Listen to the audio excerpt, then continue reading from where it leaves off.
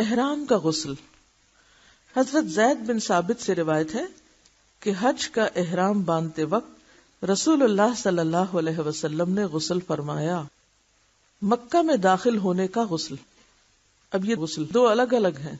ایک تو یہ ہے کہ آپ گھر سے نکل رہے ہیں یا آپ جہاں سے احرام باندھ رہے ہیں، جیسے مدینہ سے مکہ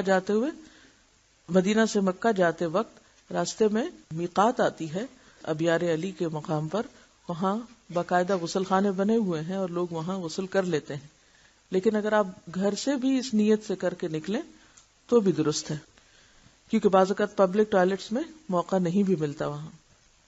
یا یہاں سے جب ہم جاتے ہیں پاکستان سے تو احرام کہاں باندھتے ہیں؟ جہاز میں. تو جہاز میں آپ غسل کہاں فرمائیں گے؟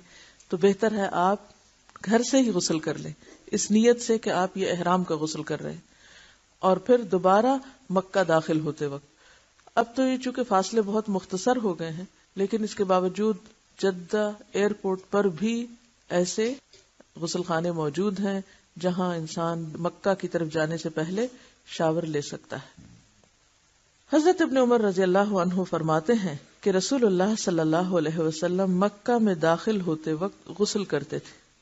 اب یہ سارے غسل جو ہیں یہ مستحب ہیں، پسندیدہ عمل ہے.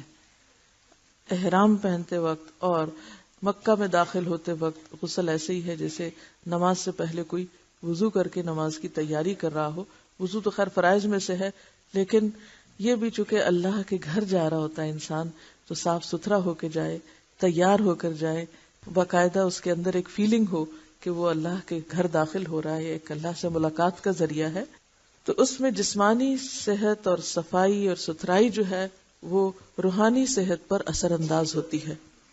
تو یہ سارا جو غسل کا جتنا بھی بیان تھا، اس میں ایک بات بہت اچھی طرح واضح ہو گئی کہ فرض کے درجے کا غسل جو ہے وہ ناپاکی سے پاک ہونے کا ہی ہے، اور بس.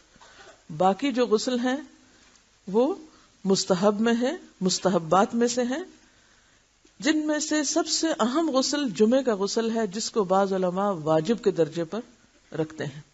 باقی تمام کی تمام کیا ہیں کہ ایسا کرنا افضل ہے، پسندیدہ ہے، بہترین ہے، اور اگر کوئی نہ کسی وجہ سے کر سکے تو اس کے اوپر کوئی ملامت نہیں، اس کی عبادت میں خلل نہیں آئے گا اس وجہ سے. جیسے وضو کے بغیر نماز میں خلل آتا ہے، اس طرح غسل کے بغیر ان عبادتوں میں خلل نہیں ہوگا.